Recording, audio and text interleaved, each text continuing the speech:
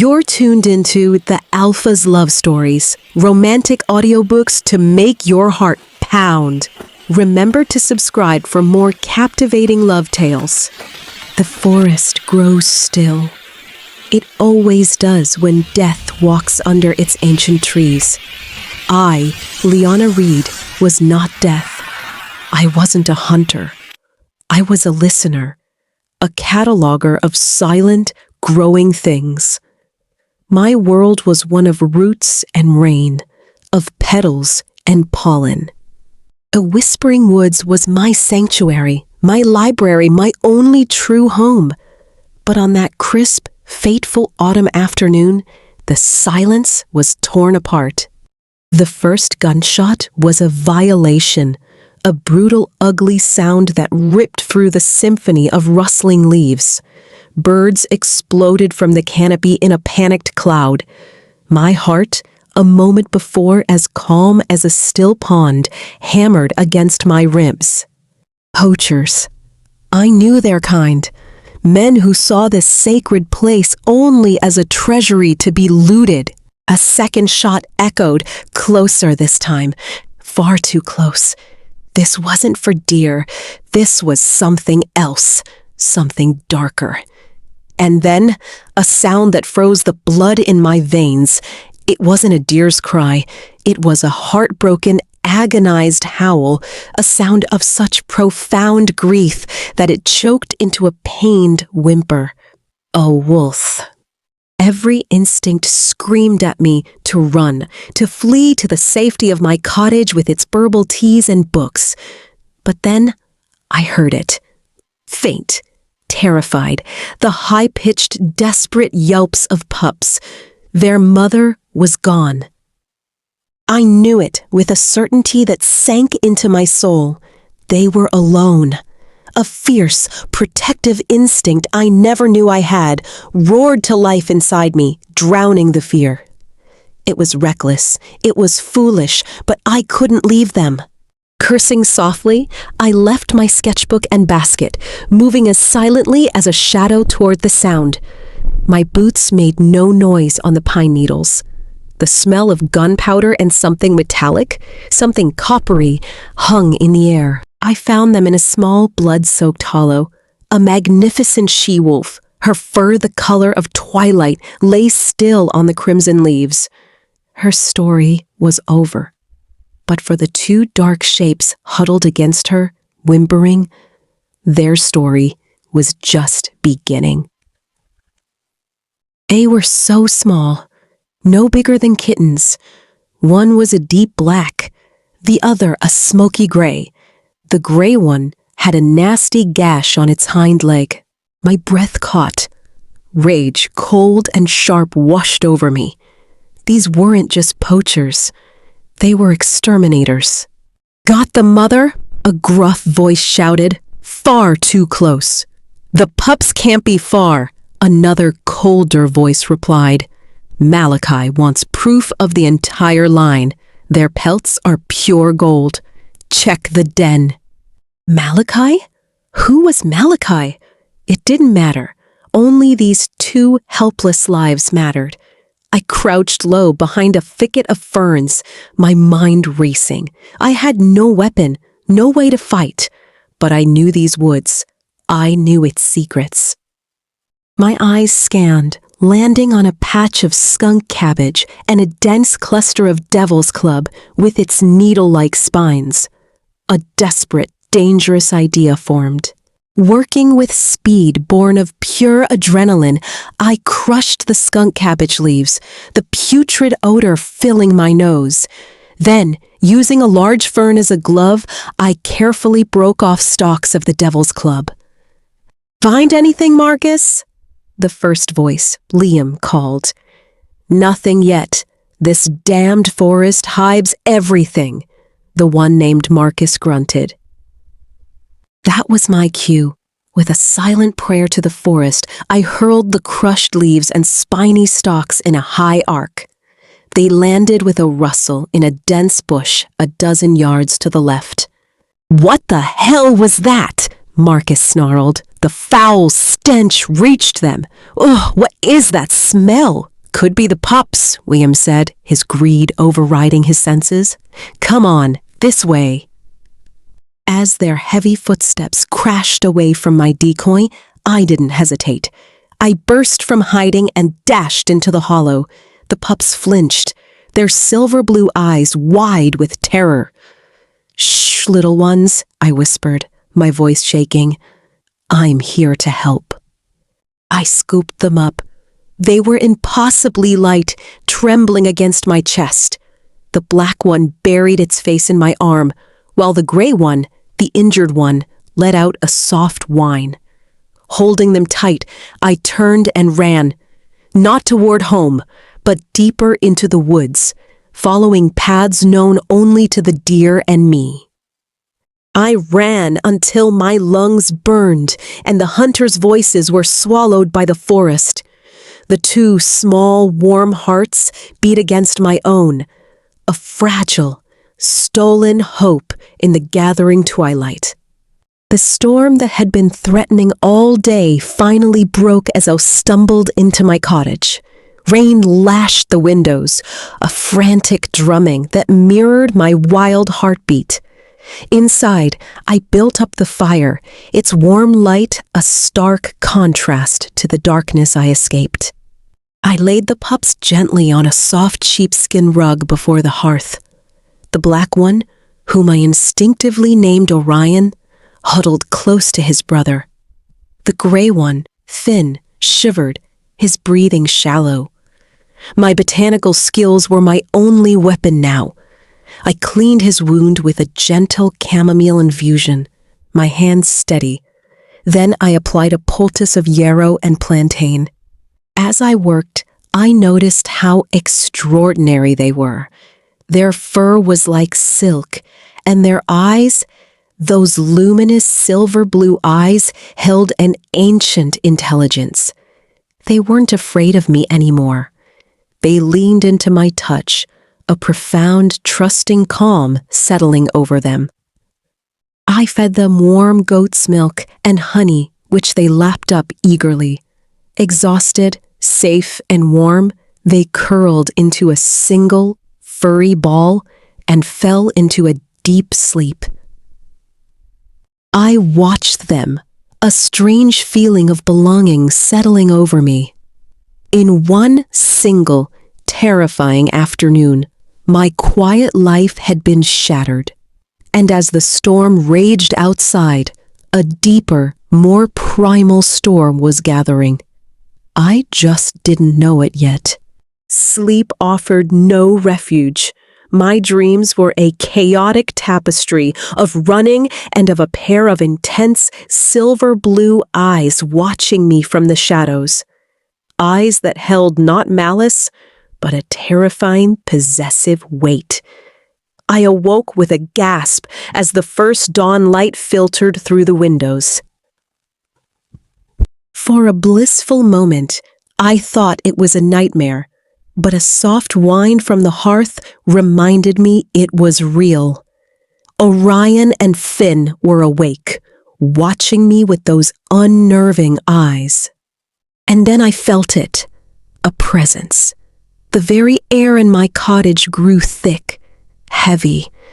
It pressed in, a low, humming energy that vibrated in my bones. The birds outside had fallen silent. The entire world seemed to be holding its breath. My gaze was drawn helplessly to the door. It was closed, bolted from the inside. Yet I knew, with a certainty that defied all logic, that I was no longer alone. He stood by the window, half shrouded in the morning mist, as if he had formed from the shadows. He was tall, powerfully built, with a quiet grace that spoke of lethal power. His dark hair was tousled, his jaw strong.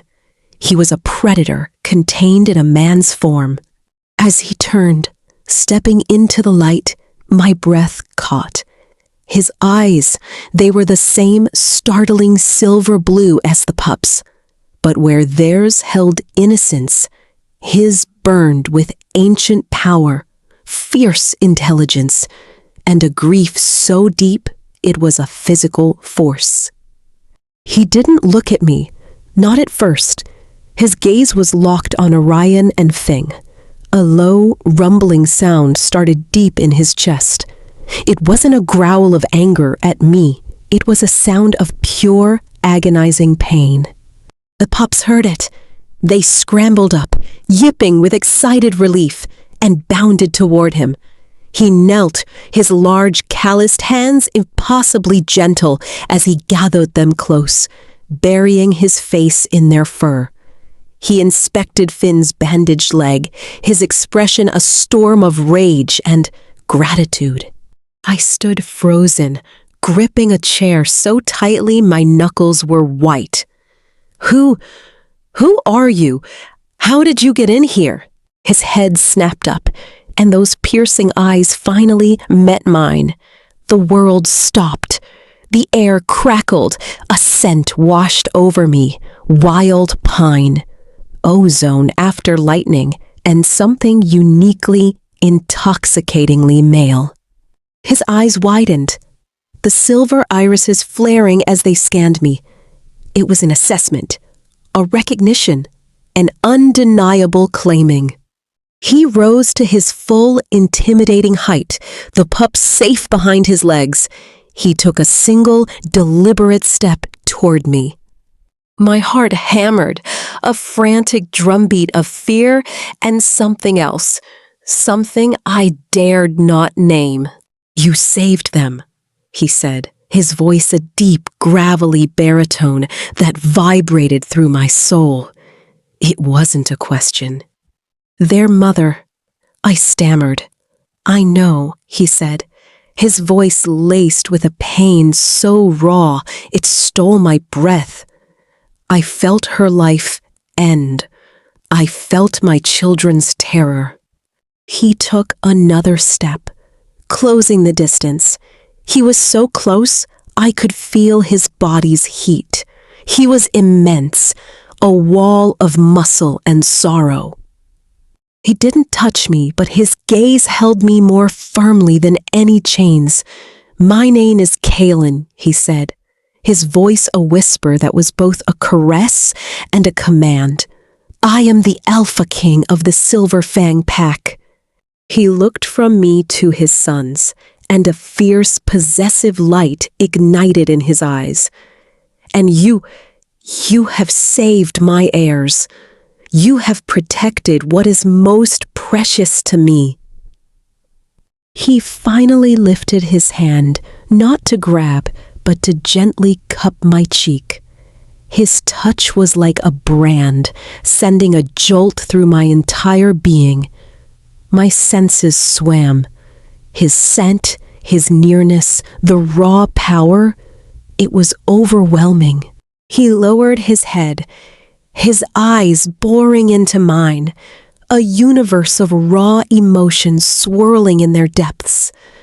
"Your soul calls to mine," he whispered, his breath warm on my skin. "The moon goddess has woven our fates together. You are my destined mate. ... I stared at him, my mind reeling, my world tilting. Mate? The word was foreign, impossible on my lips. This was madness, a beautiful, terrifying dream. But as I looked into his eyes, as I felt the undeniable pull in my core, a horrifying, thrilling thought began to form. What if it wasn't a dream? What if the most dangerous adventure of my life had only just begun? But as I looked into his eyes, as I felt the undeniable pull in my core, a horrifying, thrilling thought began to form. What if it wasn't a dream? What if the most dangerous adventure of my life had only just begun? The word hung between us, heavy and impossible. Mate. It belonged in fairy tales, not in my sunlit cottage smelling of lavender and blood. It wasn't something that happened to me. I stumbled back, my shoulder hitting the doorframe. The spell shattered. This wasn't a dream. It was an invasion. A terrifying, bewildering invasion. "That's impossible," I whispered, my voice shaking. This isn't real. Werewolves aren't real." A faint smile touched Kaelen's lips, but it didn't reach his ancient, serious eyes. "We are very real, Liana Reed, and so is the bond that now ties your soul to mine." He knew my name. Of course he did. He seemed to know everything.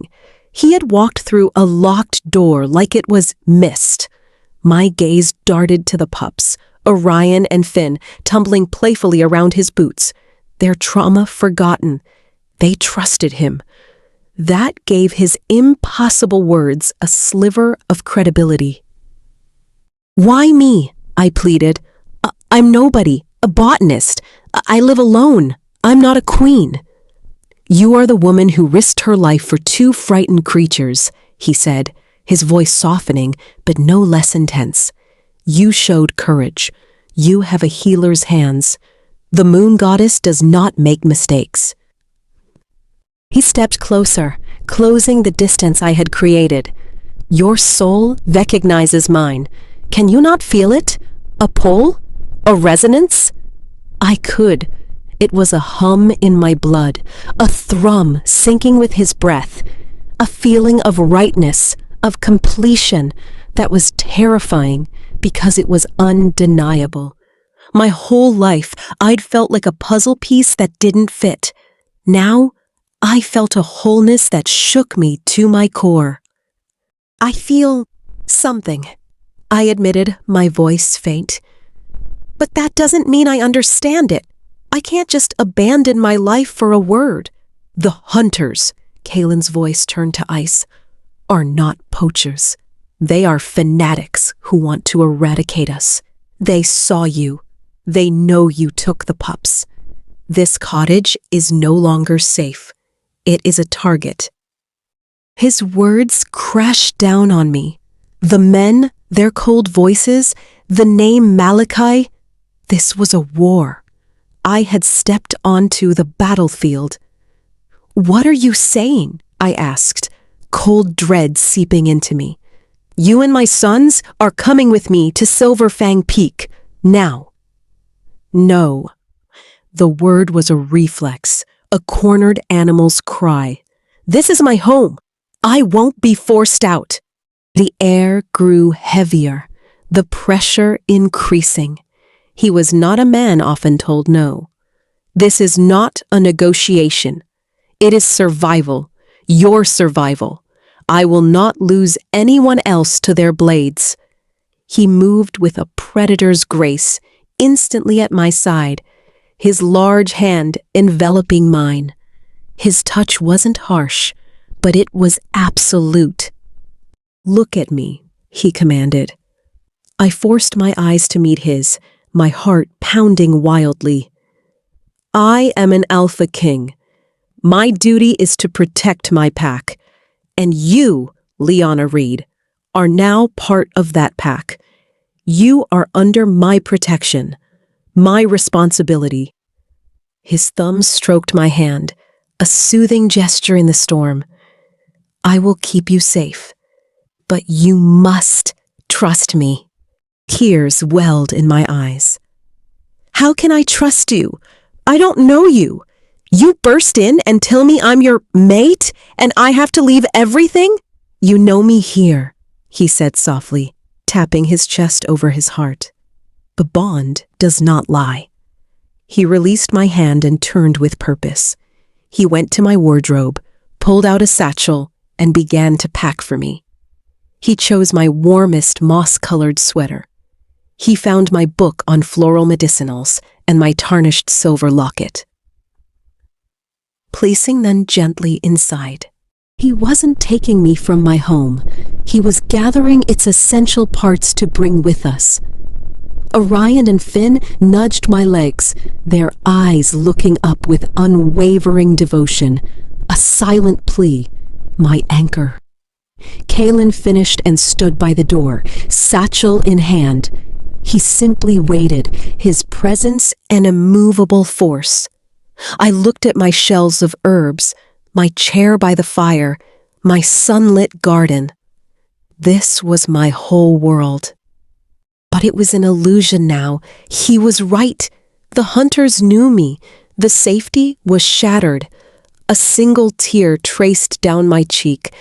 A choice between two prisons, one of certain danger, one of terrifying possibility. I looked at Kaelen, at the raw truth in his eyes. I looked at the pups, woven into my heart.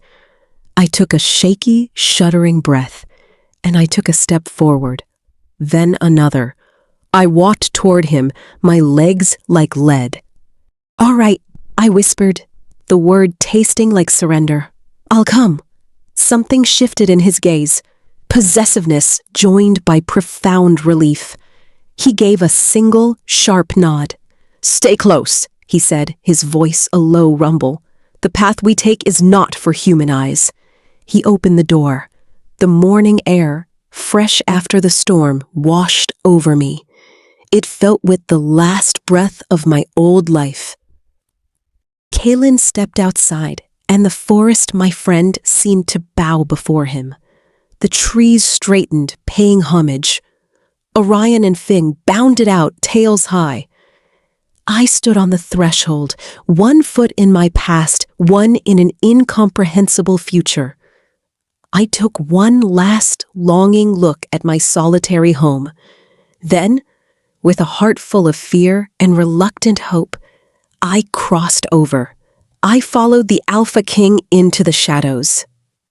The moment we left the clearing, the forest changed.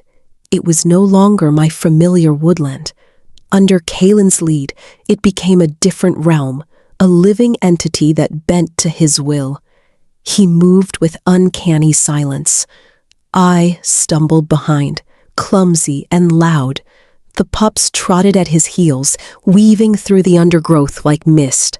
We did not follow any path I knew. Kaelen led us through thickets that parted for him, past ancient, gnarled trees like silent sentinels. The air grew colder, charged with an electric energy. Bird song died, replaced by a deep, watchful silence. I felt hidden eyes upon us. "Where are we going?" I finally whispered. "Home," was his only reply, a low rumble offering no comfort. We walked for hours, the sun doing little to penetrate the dense canopy. My legs ached, a cold dread settling in my stomach. This was a pilgrimage to a place off the map. Finally, we arrived at the base of a colossal granite cliff, a sheer, impassable wall of stone, draped in moss, its peak lost in the clouds. My heart sank.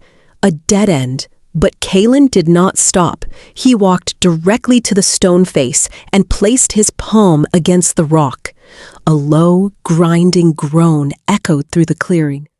A seam appeared in the cliff, a vertical line of darkness that widened into a tall, narrow fissure, a hidden doorway. My mouth fell open. I could only stare, my mind refusing to process what my eyes were seeing. My mouth fell open. I could only stare, my mind refusing to process what my eyes were seeing. The forest holds its breath when death walks beneath its ancient boughs. I, Liana Reed, was not deaf. I was a listener, a cataloger of silent, growing things. My world was one of roots and rain. The whispering woods was my sanctuary. But on that crisp, fateful autumn afternoon, the silence was murdered. The first gunshot was a violation, a brutal crack that ripped through the symphony of the woods. The second shot was closer. And then came a sound that froze my blood. A heartbroken, agonized howl cut short into a pained whimper. A wolf. Then I heard them, the high-pitched, desperate yelps of pups. Their mother was gone. I knew it in my soul. A fierce, protective instinct I never knew I possessed roared to life.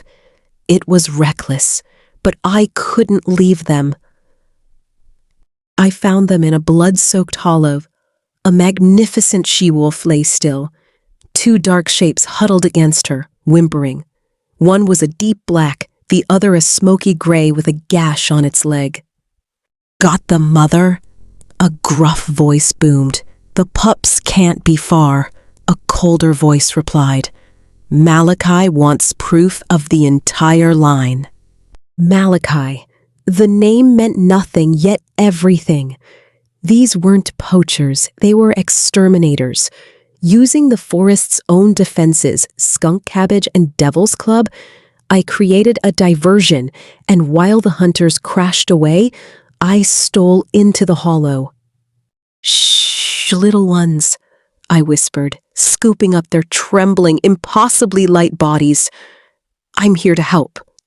I ran, not toward home, but deeper into the woods, two small, warm hearts beating against my own. A fragile, stolen hope. In my cottage, as a storm raged outside, I tended to them. The black one, Orion, and the gray Finn leaned into my touch with a profound trust. Exhausted, they fell into a deep sleep by the hearth. My quiet life was shattered. I awoke at dawn to a presence. The air was thick, heavy. He stood by the window, formed from the shadows themselves, tall, powerfully built, a predator contained in a man's form. His eyes were the same startling silver blue as the pups, but they burned with ancient power and a grief so deep it was a physical force. He knelt, gathering Orion and Finn close, his large hands impossibly gentle. A low, pained sound rumbled in his chest. Then his head snapped up, and those piercing eyes met mine. The world stopped. The air crackled. His scent, wild pine and ozone, washed over me. "You saved them," he said, his voice a deep, gravelly baritone that vibrated through my soul. "Their mother," I stammered. "I know." I felt her life extinguish. He took a step closer, a wall of muscle and sorrow. "My name is Kaelen. I am the Alpha King of the Silver Fang Pack. And you have saved my heirs." He cupped my cheek, his touch a brand. "Your soul calls to mine. You are my destined mate." Mate? The word was foreign, impossible, but as I looked into his eyes, I felt an undeniable pull in my very core. A horrifying, thrilling thought formed. What if the most dangerous adventure of my life had only just begun?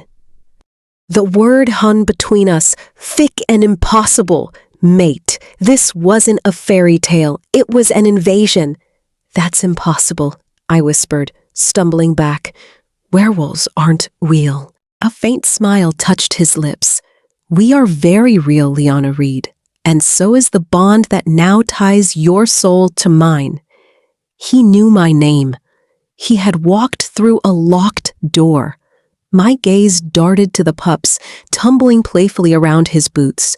Their trust gave his words a sliver of credibility. "Why me? I'm nobody, a botanist." "You are the woman who risked her life," he said, voice softening. "You showed courage. The moon goddess does not make mistakes." He stepped closer. "Your soul recognizes mine. Can you not feel it?" I could. A hum in my blood, a sense of wholeness that was terrifying. It felt like coming home to a home I never knew existed. "The hunters," Kaelen's voice turned to ice, "are fanatics. They saw you. This cottage is no longer safe. It is a target. You are coming with me to Silverfang Peak. Now." "No, this is my home." The air grew heavier. He was not a man often told no. "This is survival. I will not lose anyone else." He moved with a predator's grace, his hand enveloping mine. "You are under my protection. You must trust me." Tears welled in my eyes.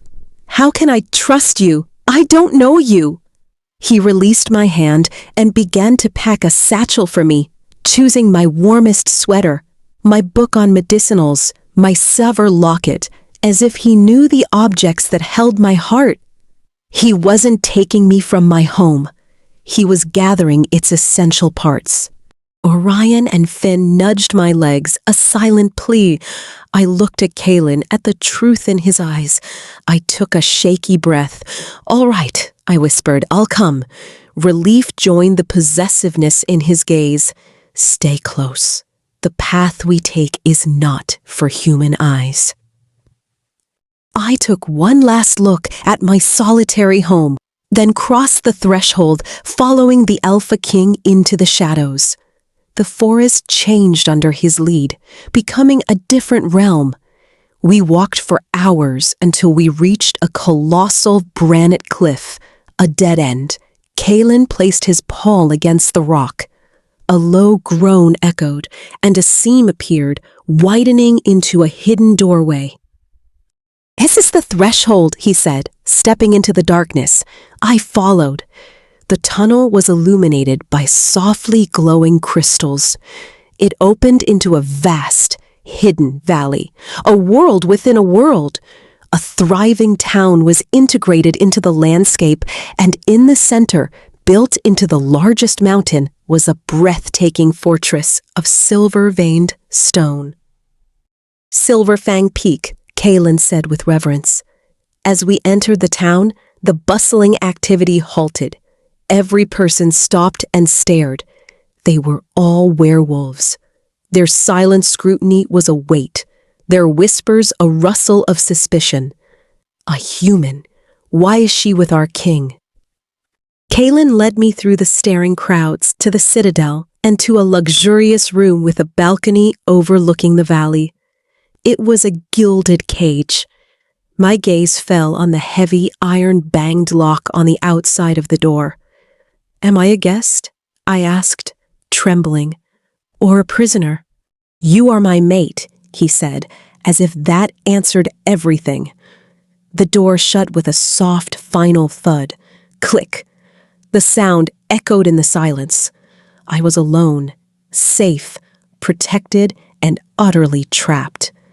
The silence was broken by a young woman bringing food, who scurried out without a word. Later, Kaelen entered with the pups. They rushed to me, their affection a balm. "They missed you," he stated. Our interactions became a pattern. He would bring the boys, lecture me about pack politics and the role of a Luna, and then leave, locking the door. I was a project, his mate.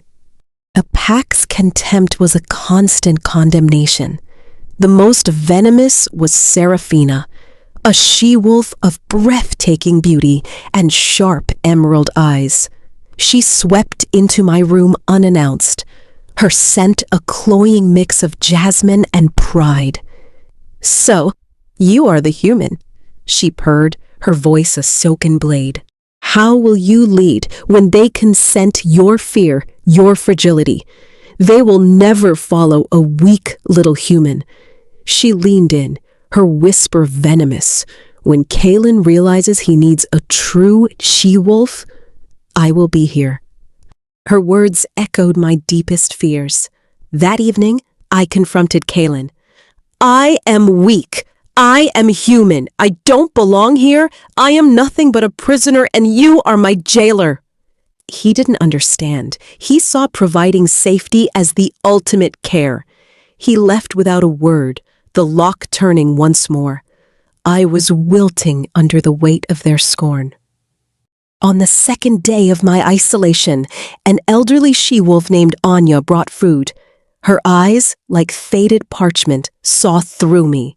"Your heart is a thundercloud," she said. I showed her my despair. "I'm a human in a world of wolves. I am the weakness everyone says I am." "Are you?" she mused. "Or are you something they have forgotten how to see?" Her gaze drifted to the silvery birthmark on my wrist, a crescent moon cradling a flower. Her breath caught. "By the great wolf, it cannot be." She retrieved an ancient tome, finding a precise drawing of my mark. "It is the mark of the moon touched," she breathed. "An ancient bloodline of seers and healers, thought lost. Their power was not of tooth and claw, but of spirit and light." "The bloodline was diluted," she explained. "The gift lay dormant, waiting for a catalyst, a spark of immense power." Her eyes met mine, like the fated bond with an alpha king. The pieces of my life clicked into a new, terrifying pattern. My connection to the forest, my intuition, it was a kinship with all living things. "The hunters," I said, a cold fear taking root. "They weren't just after royal pups, were they?" Anya's face grew grim. "The moon touched were hunted by a fanatical order, the Order of the Silver Purge. They believed severing our connection to the moon goddess would cripple us forever. I wasn't a weakness. I was the pack's greatest, most forgotten hope, and its most endangered treasure. Does Kaelen know?" Anya shook her head. "He is blinded by your perceived fragility. It is up to you to show them who you truly are. Your power is sleeping, and with the blood moon approaching, it will be desperate to awaken." She left, the door unlocked. A test. "Who you truly are. Your power is sleeping, and with the blood rune approaching, it will be desperate to awaken." She left, the door unlocked. A test. I stood looking at the mark on my wrist. A key, a promise. Fear was still there, but it was joined by a sense of purpose. I wasn't just Liana Reed, the lonely botanist. I was a legacy. The cage door was open. It was time to see if I had the courage to fly. The unlocked door was an invitation to a den of wolves. I walked into the great hall, and the conversations died. Dozens of predatory eyes turned to me. I forced my chin up and walked through as if I had every right. I found the infirmary. A young warrior was thrashing, a silver-laced gash on his arm. "Let me try," I said, ignoring the healer's scoff. I approached, my fear a sharp taste. I reached out, my fingers brushing his shoulder. "Shh, it's all right." A warmth bloomed in my chest. A soft, pearlescent light emanated from my palm. The warrior's thrashing stopped. The wildness in his eyes receded, replaced by a dazed calm. The inflammation around his wound lessened. I staggered back, drained. The infirmary was silent, faces staring in awe. "What did you do?" the warrior breathed. "I don't know," I stammered and fled. I sought out Anya. "The touch of peace," she murmured. "You must learn to control the flow. It is a muscle you have never used." She began to teach me meditation, focusing on the spark within. I learned to sense the emotional currents in a room, to feel a coming storm. I found a wilting plant, and without thinking, cupped its leaves. Days later, it was thriving. I was changing. The fragile human was receding. Kaelen noticed. His lectures became punctuated by questions. He was watching me as a puzzle. One evening, he found me in the library. "You are different, Liana." I replied, "I am learning." The healer spoke of what you did. He said your touch was like moonlight. How? This was my moment, but the memory of Seraphina's venom was too fresh. He wasn't ready to see me as an equal. I smiled a small secret thing. I told you, Kaelen, I'm a fast learner. A genuine smile touched his lips. The blood moon is in 2 nights. The energy will be intense. Are you prepared? I looked into his eyes. I suppose we'll find out. For the first time, I wasn't afraid of the answer. While my light glowed, a colder fire was stoked in the shadows. Seraphina watched my transformation with rage. She found her ally in Corbin, the beta's brother, a man of sharp edges and simmering resentment. In a disused cellar, they struck their bargain. He grows weak, Corbin snarled. A human Luna is an embarrassment. The human is the problem, Seraphina whispered, her voice a venomous purr. Remove her, and the king's focus will return. He will see he needs a mate of strength. She revealed her plan, to use her father's contacts to reach Malachi. We give him the human and the pups. In return, he removes the problem and weakens Kaelen's line. The king, shamed and grieving, will have no choice but to turn to me. Corbin saw it then. Not just a new Luna, but a new order. The blood moon, he vowed. We move then. Unaware of the serpent in their midst, I was invited to a war council. The air was tense. They discussed increased hunter activity. Malachi is a strategist, Kaelen said. He is looking for something. A cold-faced warrior spoke, his voice smooth. He may believe we are divided. His eyes flickered toward me.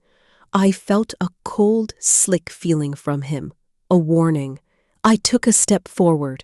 He's not looking for a division, I said, my voice quiet but clear. All eyes turned to me. He's looking for a key. He believes there is something here that can unlock a greater victory. The cold-faced warrior scoffed. A human fancy. But Kaelen was considering. Explain. I can't. It's a feeling. He's on a hunt for something specific, Bastion spoke up. The northern sector holds the ancient tombs, the place of the first Lunas. Could he be seeking an artifact? Old magic? A cold-faced warrior shifted uncomfortably. Double the guard on the tombs, Kaelen ordered. As the meeting broke, the warrior brushed past me. His scent was of pine and cold steel, but underneath I caught the faintest trace of jasmine. I had made an enemy. The citadel crackled with the blood moon's approach. Kaelen found me in the garden, struggling to meditate amidst the chaotic energy. You feel it, he said. It's like a storm inside my bones. For us, it is a call to the wild. For you, I do not know. The insight you had, it is a weapon, one we did not know we had. Later, a crisis erupted. A child, Ilara, had fallen, her neck broken. The healer said it was fatal. A wave of anguish swept the pack. Let me through, I said, pushing forward. Kaelen's command cut the noise. Let her try. I knelt, closed my eyes, and reached for the spark. The blood moon's energy focused into a river of power. A brilliant, silvery light erupted from my hands, enveloping the girl.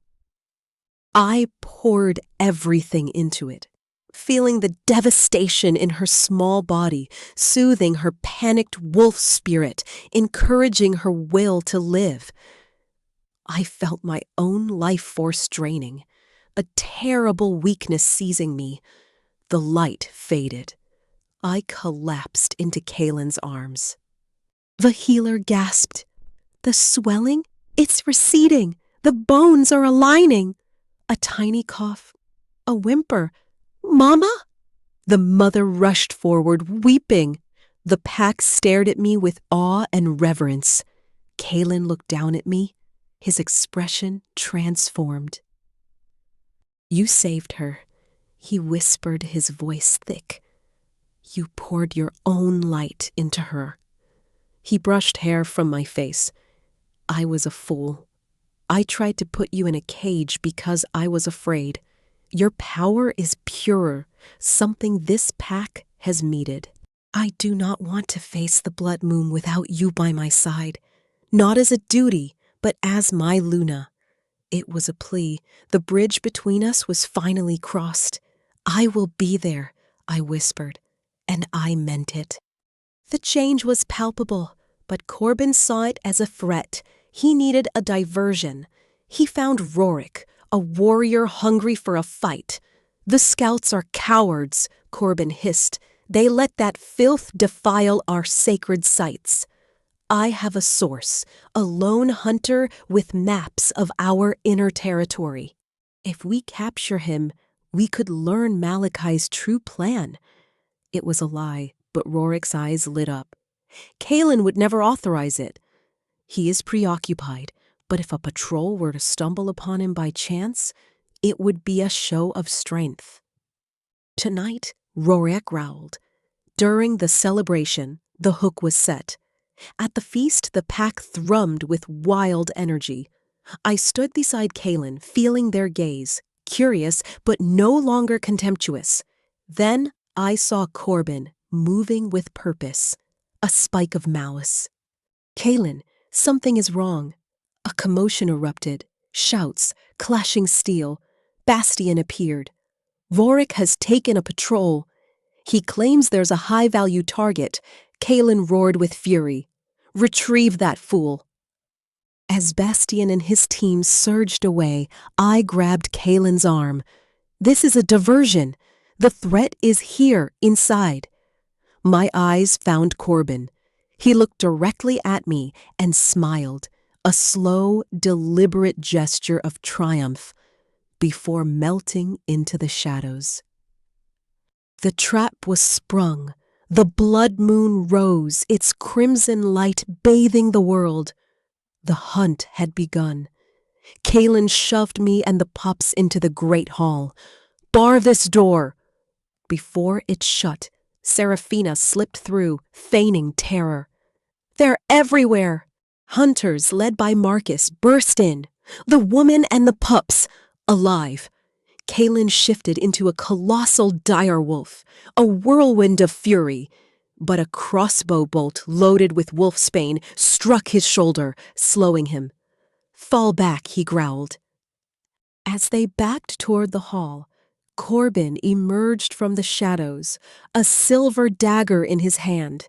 He lunged past Kaelen, his arm locking around my waist, the cold blade at my throat. As they backed toward the hall, Corbin emerged from the shadows, a silver dagger in his hand. He lunged past Kaelen, his arm locking around my waist, the cold blade at my throat. "A step closer and I open her neck," he screamed. Kaelen froze, a roar of helpless fury trapped in his chest. Orion and Finn launched themselves, but Corbin kicked them away. "You see?" Corbin spat. "A human who makes us weak." Seraphina stepped forward, a perfect performance. "Corbin, stop this madness." "It's her," I choked out. "She's with him. The human lies." The distraction was all Corbin needed. He dragged me backward down a dark corridor. "We're leaving." Kaelen was forced to turn and fight the hunters blocking his path. I saw the agony on his face as I was taken. Corbin hauled me into the old aqueduct. 2 hunters stood guard by a hole in the wall. "The package is delivered," one grunted. "This way, human," Corbin snarled. I planted my feet. I turned inward, reaching for the silver flame, letting the blood moon's power rise, letting it burn. I opened my eyes. They glowed with pearlescent light. I raised my hands. A wave of pure moonlight erupted, a blast that unmanned the mind. The hunters' expressions went slack, their rage wiped away into bewildered emptiness. Corbin resisted, a snarl tearing from his throat, but the power was too much. His dagger clattered. The ambition, the resentment, it was silenced. He stared at me with dazed, horrifying clarity. He stumbled back. "What have you done to me?" The drain was immense. My knees buckled. Kaelen burst in, followed by Bastian. They skidded to a halt, taking in the scene. The aimless hunters, Corbin on his knees, and me, my light fading, trembling with exhaustion. Kaelen shifted back, his eyes only for me. Liana. He caught me as I fell, holding me tightly. "Your light. I saw it. It was the moon itself." "Their purpose was standing right here," he said softly, "and she showed them the void they served." He lifted me into his arms. The heart of the invasion was crushed. The Luna of Silver Fang Peak had not been a victim. She had been a weapon. Dawn broke. Justice was served in the throne hall. Corbin, broken, confessed everything, implicating Serafina. Bastian, his face a monument of pain, claimed the right to deliver his brother's swift, merciful death. Serafina was exiled, stripped of her name and pack, cast into the lone territories, a living death. As the hall emptied, Kaelen turned to me. "Come, let us go to our sons." In the days that followed, I walked among my people, my light a balm to their wounds, my presence a comfort. They adored me. Kaelen watched, humbled. He found me in the garden, kneeling in the dirt. "You have a gift. It is not just the plant. It is everything. The pack adores you." "I was a fool," he said, his voice low and earnest. "I saw a mate and thought of possession. I saw your humanity and thought of protection. I almost destroyed your light." He knelt in the dirt beside me, taking my hands. "I see you now, Liana, truly. As a partner, my equal, my Luna. I choose you." Tears of joy welled in my eyes. "I choose you too, Kaelen. I choose this pack, this life, with you." He rested his forehead against mine, a silent vow. The war had forged us. The betrayal had tested us. But this quiet moment sealed our bond. We were partners, equals. The peace was fragile. Bastian returned from a patrol with grim news and trophies, detailed maps, and Malachi's journal. Kaelen read aloud, his voice cold. "On the lunar contagion and its purification, the taint is a spiritual disease. The blood of the touched, used in a ritual, can create a poison that severs the shifter's bond to the lunar source. A death of spirit." Horror filled the room. Malachi wasn't trying to kill them. He was trying to unmake them. I reached out, my fingertips brushing the journal. A violent vision seized me. A stone chamber, an altar with silver chains pulsing with sickening light. "With this poison, we will sever their bond. We will purify the bloodline." I gasped, stumbling back. "A monastery in the Dragon's Tooth Mountains. He's creating a ritual, a weapon to unmake us all. And he needs me to do it." The threat was spiritual annihilation. Kaelen gripped my hand, his voice ringing with authority and partnership. "We will not wait. We will raid his sanctuary. We will tear down his altar." He turned to the council. "We will show them what happens when they hunt the hunters." I stood beside Kaelen, Malachi seeks to erase us, to use my mate as the key to our oblivion. I stepped forward. I have seen his stronghold. He believes our connection is a disease. I tell you, it is our strength, the strength he will never understand. We planned the assault, a small, elite team to scale the northern cliff under the new moon. You cannot go, Liana, Kaelen said, his voice thick with fear. The risk is too great. If I do not go, the mission is suicide, I countered. Your strength cannot shatter his weapon. Only my light can. You need me there. He searched my eyes and saw his queen, his warrior of light. He nodded. Then we go together. On the eve of departure, I kissed my sleeping sons, memorizing them. I found Kaelen on the balcony. I am afraid, I whispered. So am I, he admitted, pulling me close. I am afraid of a world without you in it. Then we must make sure that world never comes to be. He cradled my face. When this is over, there will be peace. A long, quiet peace with you and our sons. At dawn, the strike team assembled. Kaelen stood before them. We go for survival, for the right of our people to howl at the moon for generations to come. He looked at me one last time, a world of love in his gaze. Then he turned. Move out! We slipped into the mist, a needle aimed at the heart of a monster, a storm of fang and faith, and at its center walked a queen, ready to prove that even the smallest light could defy the deepest dark.